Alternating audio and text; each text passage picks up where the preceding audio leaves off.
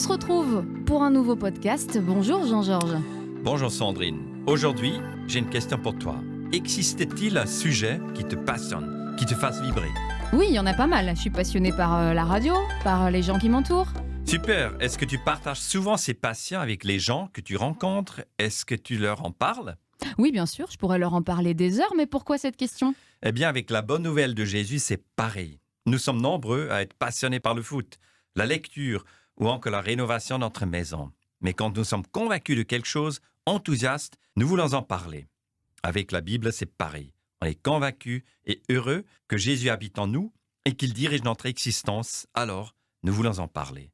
C'est ce qu'on appelle la mission ou l'évangélisation. Je partage la joie et le sens que Jésus a donné à ma vie. Et pourquoi ces termes spécifiques de mission ou d'évangélisation? La mission et l'évangélisation sont fondamentalement la même chose dans la Bible. La mission ne figure pas comme expression dans le Nouveau Testament, mais l'action en tant que telle est bien décrite. Mission signifie envoyer.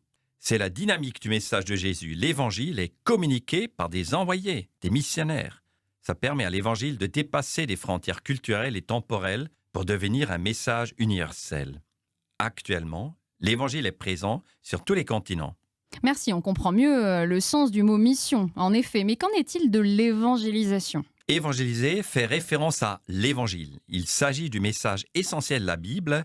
L'évangile, c'est la vie de Jésus, c'est ce qu'il a fait pour que nous puissions avoir une relation avec Dieu. Mais alors pourquoi utiliser ces deux termes différents pour dire la même chose? Les mots évangélisation et mission sont proches et complémentaires. La mission correspond à la dynamique et l'évangélisation au message de l'évangile. Derrière le mot mission, on peut hélas penser aux croisades et à toutes les atrocités que l'Église a pu faire, soi-disant au nom de l'Évangile, Jean-Georges. Oui, c'est vrai que nous avons un peu du mal à utiliser ce mot qui peut être mal connoté.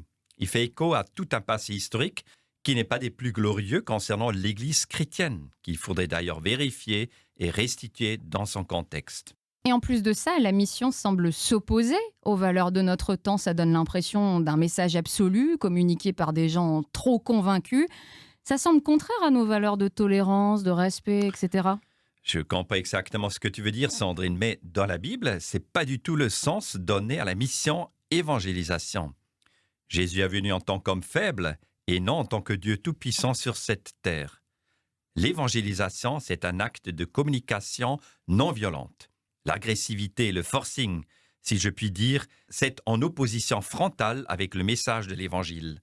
La mission, au sens de Jésus, est une présentation à la bonne nouvelle qui respecte la liberté de l'autre, qui choisira de suivre non Jésus en son âme et conscience.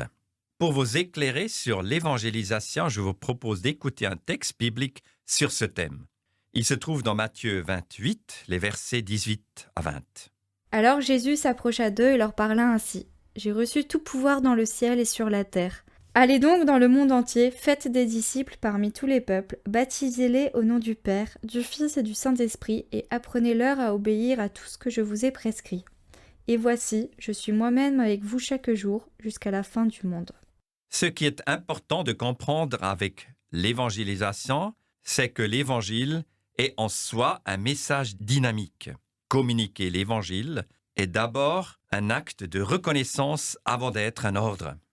Je comprends, mais si c'est tellement naturel, pourquoi avoir rajouté ces versets dans la Bible? C'est ce qui est très intéressant. C'est en fait un mandat officiel que Jésus nous donne. Ça renforce notre motivation. Il nous a laissé ce mandat juste avant de partir au ciel. C'est donc quelque chose de très important. Et cet appel nous indique qu'être disciple de Jésus et être missionnaire vont de pair. Christianisme et mission sont vraiment liés. Enfin, on ne se voit pas forcément faire comme certains missionnaires et aller à l'autre bout du monde pour annoncer la bonne nouvelle. Ce n'est pas ce qui est demandé ici, Sandrine. On est tous missionnaires là où nous sommes. Rappelle-toi qu'un jour, tu as été au bénéfice d'un missionnaire parce que cette personne a pris tout son courage pour t'annoncer la bonne nouvelle de Dieu. C'est donc maintenant à ton tour de partager ce qui est essentiel pour toi. À toi de t'insérer dans cette chaîne de témoins pour transmettre l'Évangile à ton entourage. Par ta présence, par tes actes et tes paroles, tu es un témoin de Jésus tous les jours. Dans la théorie, on comprend bien l'intérêt d'annoncer l'Évangile, mais je dois dire que dans la pratique, ça peut un peu faire peur. On ne sait pas vraiment comment s'y prendre. Tu auras un exemple à nous donner? Oui, je vous propose d'écouter une autre lecture de la Bible. C'est un épisode de la vie de Jésus relaté dans l'Évangile de Jean, chapitre 4, les versets 5 à 18. C'est ainsi qu'il arriva près d'une bourgade de Samarie nommée Sichar, non loin du champ que Jacob avait jadis donné à son fils Joseph. C'est là que se trouvait le puits de Jacob. Jésus, fatigué du voyage, s'assit au bord du puits. Il était environ midi. Une femme samaritaine vint pour puiser de l'eau. Jésus s'adressa à elle. « S'il te plaît, donne-moi à boire un peu d'eau. » La Samaritaine s'exclama. « Comment ? Tu es juif et tu me demandes à boire, à moi qui suis samaritaine ?» Jésus lui répondit. « Si tu savais quel don Dieu veut te faire et qui est celui qui te demande à boire, c'est toi qui aurais demandé à boire et il t'aurait donné de l'eau vive. » « Mais maître, répondit la femme, non seulement tu n'as pas de seau, mais le puits est profond. D'où la tires-tu donc, ton eau vive ? Tu ne vas pas te prétendre plus grand que notre ancêtre Jacob, auquel nous devons ce puits, et qui a bu lui-même de son eau ainsi que ses enfants et ses troupeaux ? Celui qui boit de cette eau, reprit Jésus, aura de nouveau soif. Mais celui qui boira de l'eau que je lui donnerai n'aura plus jamais soif. Bien plus, l'eau que je lui donnerai deviendra en lui une source intarissable qui jaillira jusque dans la vie éternelle. « Maître, lui dit alors la femme, donne-moi de cette eau-là, pour que je n'ai plus soif et que je n'ai plus besoin de revenir puiser de l'eau ici. Va donc chercher ton mari, lui dit Jésus, et reviens ici. »« Je ne suis pas mariée, lui répondit-elle. »« Tu as raison de dire « je ne suis pas mariée ». En fait, tu l'as été 5 fois, et l'homme avec lequel tu vis actuellement n'est pas ton mari. Ce que tu as dit là est vrai. » Notre modèle suprême, Jésus, nous montre ici lui-même comment communiquer l'amour de Dieu. Pour mieux comprendre, je vous propose de regarder rapidement le contexte. Jésus est en Samarie, une région habitée par les Samaritains. Ces gens sont en conflit avec les Juifs parce qu'ils ne respectent pas la loi de Dieu entièrement. On les évite, on les considère comme impurs. En ce qui concerne la femme, il faut savoir que la rencontre sur la place publique d'un homme et d'une femme est inhabituelle. Cette discussion montre à quel point, pour Jésus, tous les humains sont égaux devant Dieu. C'était révolutionnaire pour l'époque parce que les femmes, les enfants et les esclaves n'avaient de loin pas la même valeur. Jésus brise ici 2 tabous. Parler avec un ennemi et discuter avec une femme publiquement. Merci pour cette explication capitale du contexte, en effet. Mais est-ce qu'on pourrait se pencher un peu plus sur le contenu ? On ne comprend pas forcément très bien cette notion d'eau vive. L'eau vive est un symbole qui représente l'Évangile. Il rappelle un peu les 7 « je suis » prononcés par Jésus. On se souvient du pain de vie dont on a parlé à la session numéro 3 et qui est la parole de Dieu. L'eau et le pain veulent dire essentiellement la même chose. Les 2 éléments sont là pour assouvir nos besoins primaires, la soif et la faim. L'Évangile fait partie des essentiels de notre vie au même titre que nos besoins alimentaires. Elle est indispensable pour notre vie. En comprenant bien cela, on comprend aussi mieux l'expression « plus jamais soif » utilisée dans ce passage. En effet, la vie prend un sens plus profond en Jésus qui nous porte à travers toutes les crises. L'Évangile est la vraie réponse à la soif profonde que nous avons dans notre vie. Ce message contient aussi la promesse d'une vie éternelle au-delà de la mort. L'Évangile est aussi la réponse face à l'absurdité de la mort. Celui qui a une réponse à la mort sait aussi comment vivre. Merci, on comprend mieux ce passage. Mais concrètement, dans la vie de tous les jours, est-ce qu'il y a une méthode pour parler aux gens ?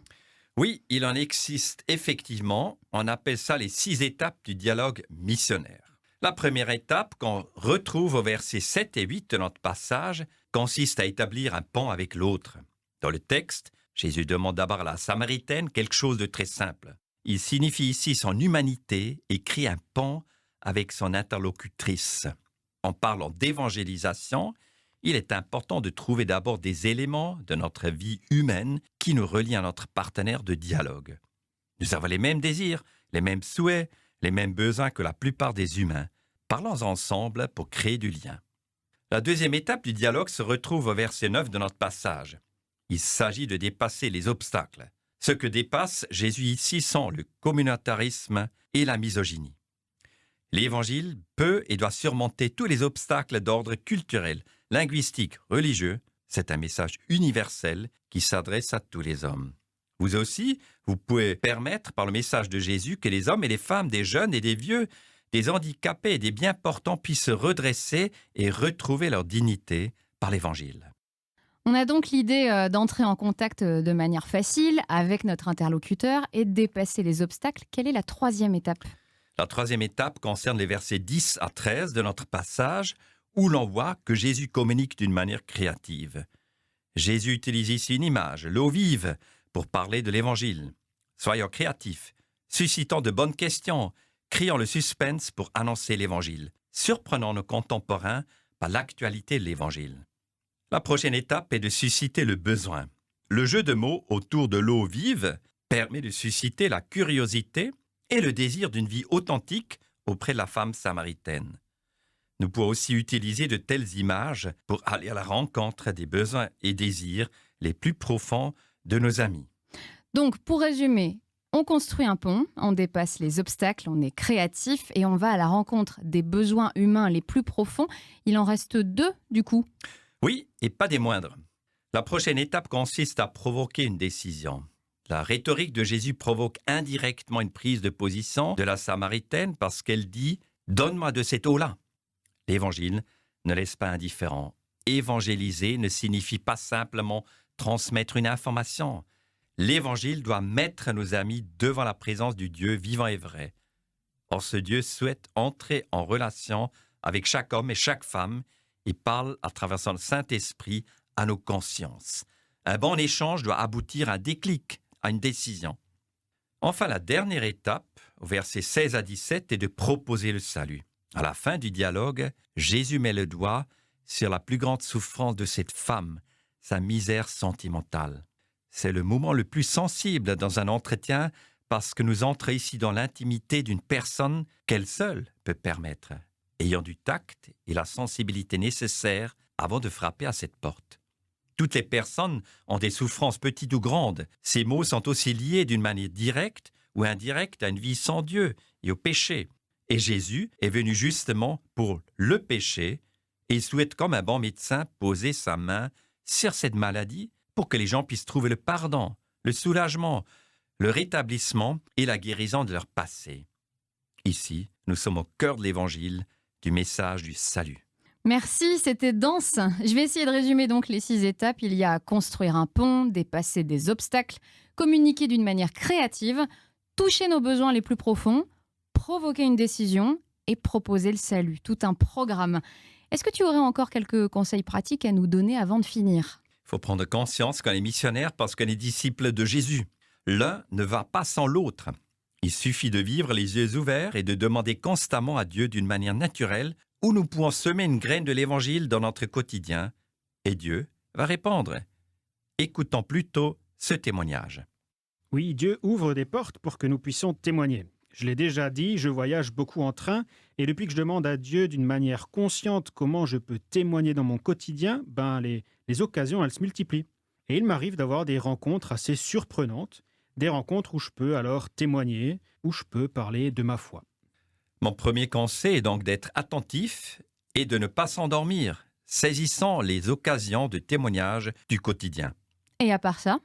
Je résumerai mes derniers conseils par une phrase, prendre l'évangélisation à cœur. Pourquoi pas prier tous les jours pour 3 amis qui ne connaissent pas encore Jésus, leur consacrer une soirée par semaine et partager ce que l'on vit avec un ami chrétien dans ce domaine. Évangéliser implique notre engagement dans les actes, dans la prière et dans des relations authentiques. Merci beaucoup Jean-Georges pour ces bons conseils. Merci à Joël pour ce bon exemple. Et on se retrouve très bientôt pour un nouveau podcast, messieurs. À bientôt, À Sandrine. bientôt.